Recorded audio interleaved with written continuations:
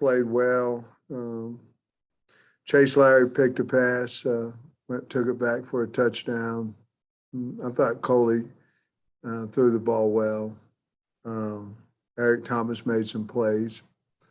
Towards the end of the scrimmage, Renfro was just planted, and it's a non-contact injury, but he planted, and so he'll be out. He has an ACL, so he'll be out for a while. But I hated it for him. Just planted and gave way on him, and so I'm very sad for him. The whole team is, but it's a part of the game that obviously you wish you could get rid of, but certainly happened. I'm sorry to hear that on Renfro. Are you guys transitioning now to more Penn State starting today, or was that already something you already started doing? No, today was our first day on Penn State, and we talked about them in the team meeting, and then certainly the entire practice. We had basically a Monday practice, Trey. What we're going to try to do is pretty much do a full, let's say September, Monday, Tuesday, Wednesday, Thursday, without full pads. We won't go full pads, but it'll be shells. And we'll do like a full rep count of September. Then come back next week and do a Monday, Tuesday, Wednesday, Thursday in what we would call, a November type, which would cut down some reps. But this week here, we're going Monday, Tuesday, Wednesday, Thursday, just like we normally would if we were playing a game in early September, minus the full pads. Thanks, Coach. Tom? Hey, Sam, with the Trey Williams news, who you expect maybe starts at end and how those reps might be divvied up? How you think the position will hold up there? Well, I think we'll be fine, first of all.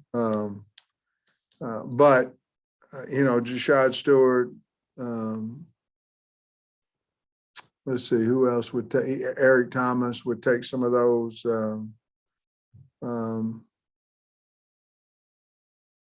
I think that would be the guys that would probably take a little bit more than what they normally have. We'll move Eric Gregory out there some, we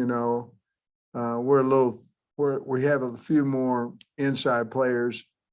Depends, if we play 3 or 4 down front, which we will play both. But I think that's probably who, right off the top of my head, would take the extra reps. He had been going to bowl practice, so was this something that maybe he would have gotten a 1-game suspension from you, or how did that play out? Oh, I don't know why I'd need to answer it. I mean, he's opted out of the bowl game. I mean, he's not on the team. I mean, we take them case by case, but he's opted to go into the NFL, and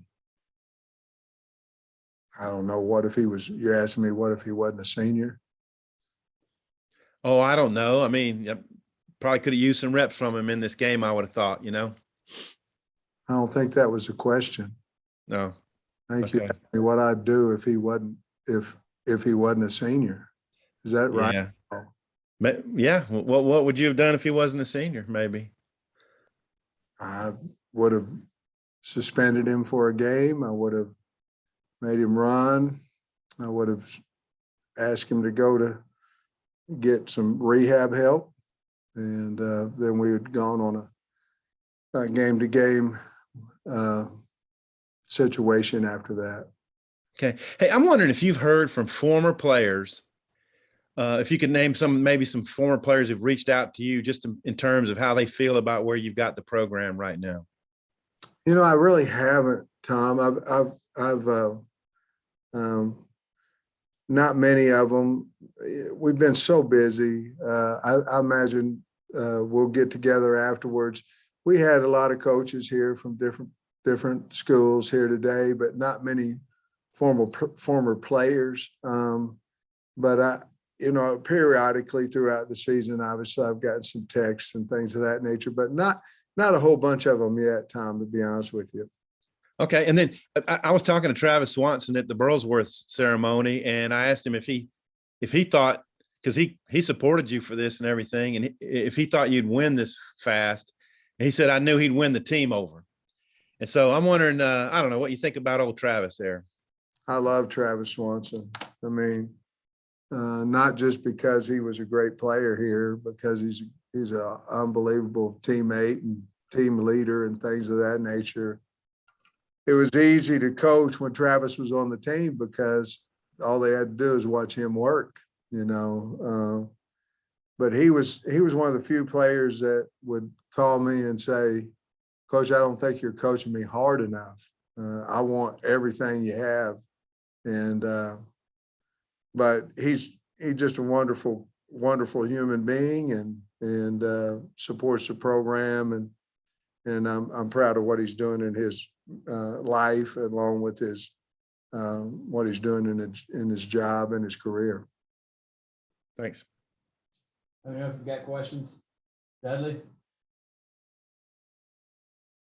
Hey, Coach, obviously a lot of excitement about the early signing class, but there's also a lot of kids around the state announcing that they're going to, come here as preferred walk-ons and stuff like that. How important is that program, especially in this day and age, when you're limited to 85 and injuries can be such a big deal? Well, I think the walk-ons is taking a new life to me, because, there's academic money that we can help them with that we weren't able to before. So I think, you might be able to, Dudley, get a guy that's maybe has a 1AA Division II scholarship, that, especially if they're in state or they can have some type of in-state equivalency, you know what I'm trying to say, equivalency across the border. I think we can be a little more selective with our walk-ons right now, because it's not going to cost near the amount of money, or at least $3,000 to $6,000 a year less than what it would normally. So we're being a little more selective. We obviously want to go inside out. We'd love to get the kids from the state of Arkansas first. And obviously not everybody's going to turn out like Grant Morgan and have such a great career, but he always played with an edge and wanted to be a Razorback.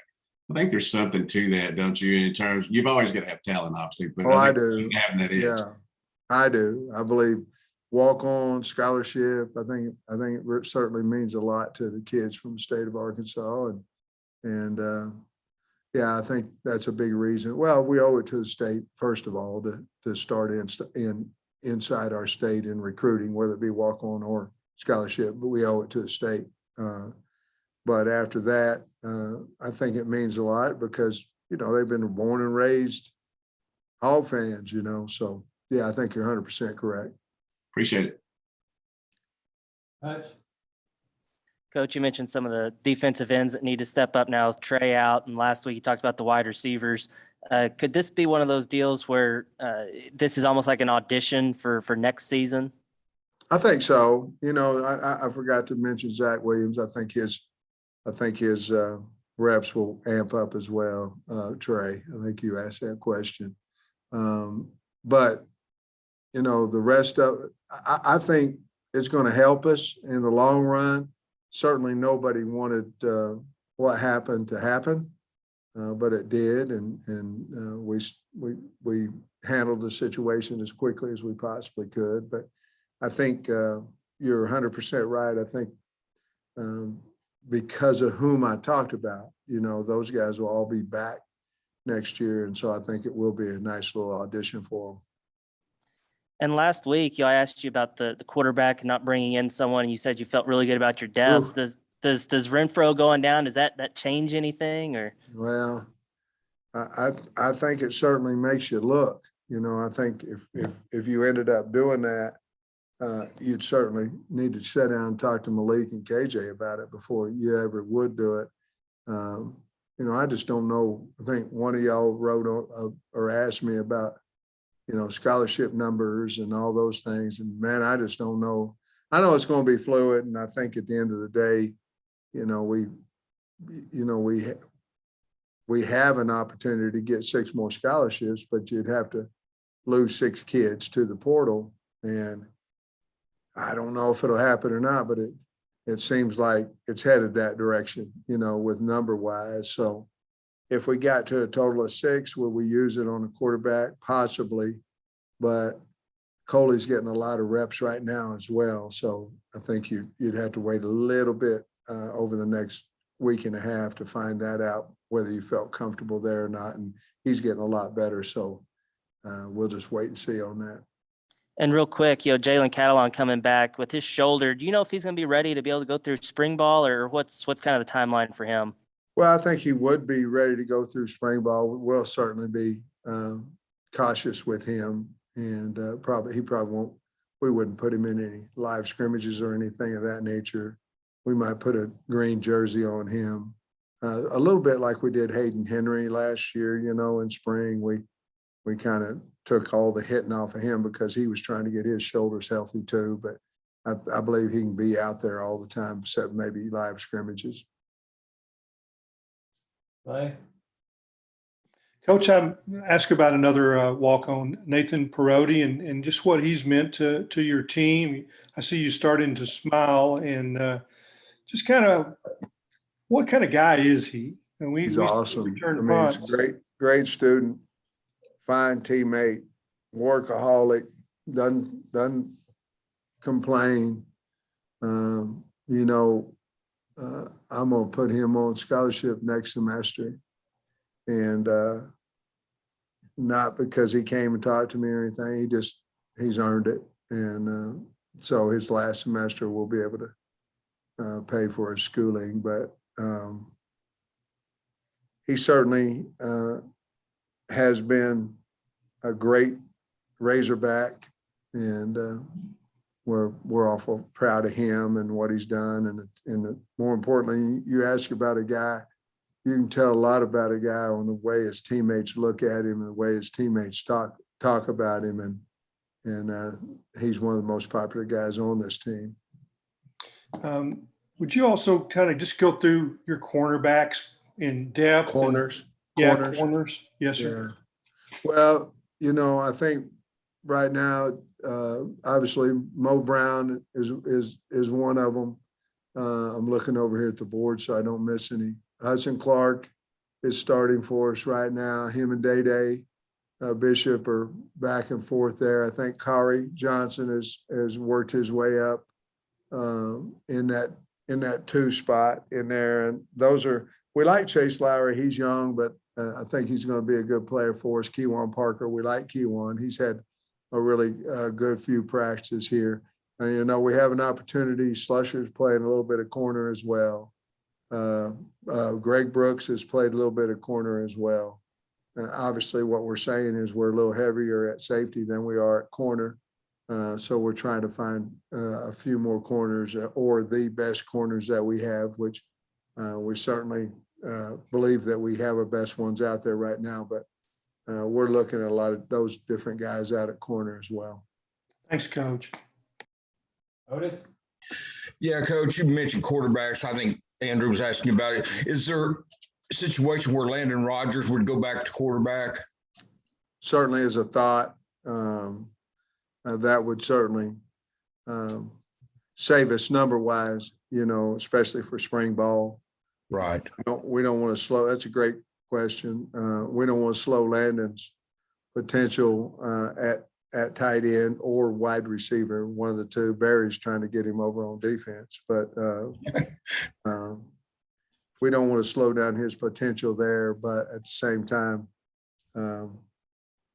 he's got a live arm, and we certainly have that in the back of our mind that we could move him back to quarterback for spring. But again, it would only be if we thought he could be a 2 or a 3. Otherwise, we feel like he can be a 2 or better as a tight end wide receiver. Okay, thanks, Coach. Tom?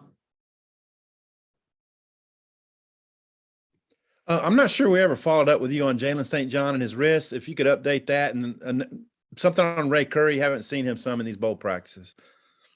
Well, St. John has been hurt. He was not at practice today, so I'm not positive what's going on there. I got to talk to him. Ray Curry's not going to the bowl, so that's probably why you haven't seen him. Other than that, I really can't elaborate on St. John because I don't really know any more than that, Tom. He just didn't show up for practice today, so I got to talk to him. Dudley? You know, this time last year, I guess you were getting ready for a bowl, one that COVID ended up, stopping. But as you go into this bowl on January 1st, just talk about the difference in maybe what you've got to go out and recruit with these 8 wins and playing a New Year's Eve bowl, and just how that would make 2023's recruiting, easier, but still put into work. Yeah, I think we've got a pretty good start on 2023.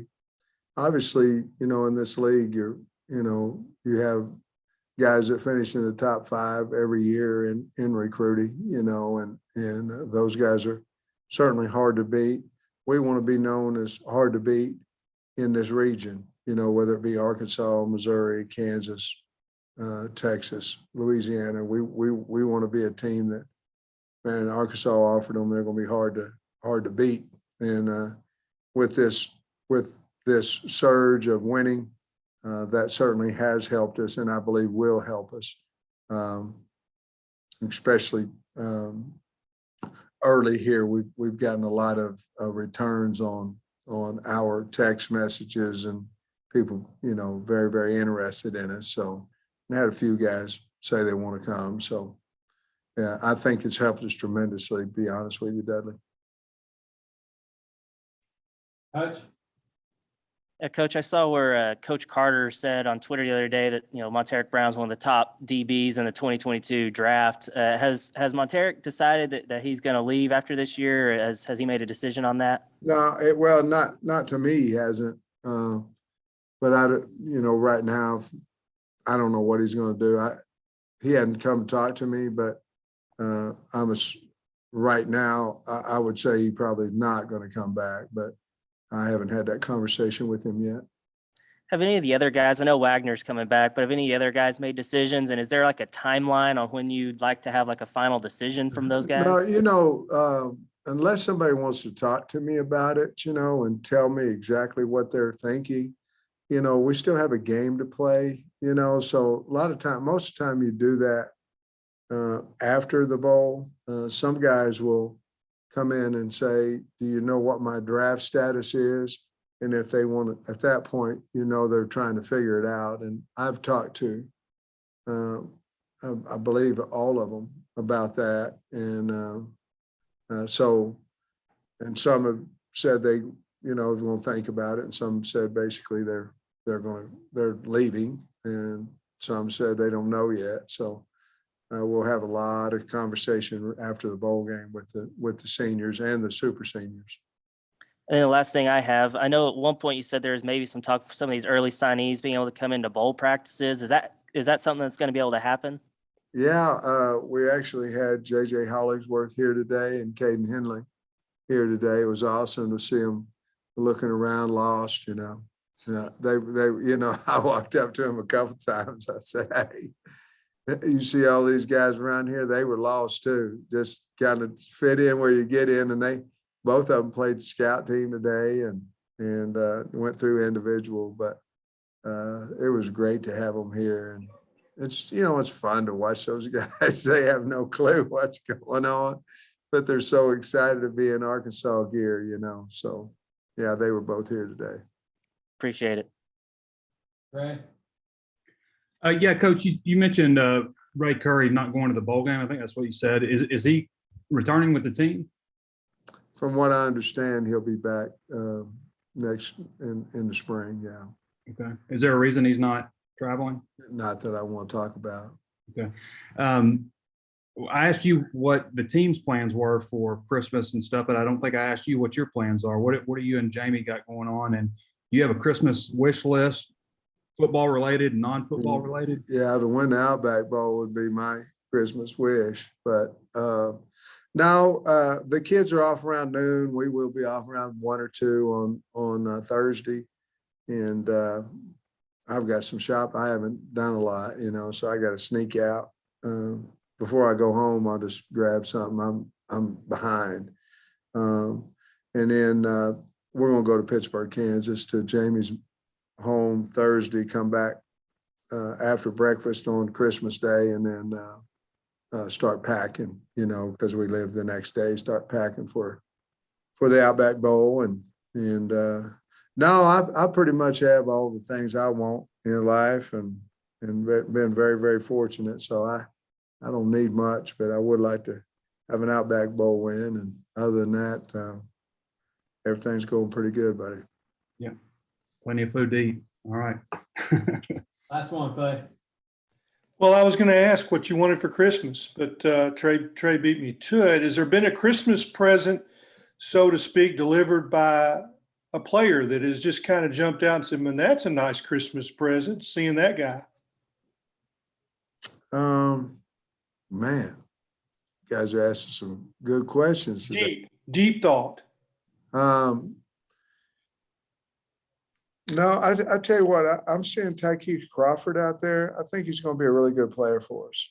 And he's kind of a guy that's behind the scenes, but I think he's going to be a really good player for us. So that could be kind of a present. I think Eric Thomas is coming along. I think he could be kind of a present. So, and right now I'm not losing any of our coaches, and that's a present. I don't want to. I want them all to stay here.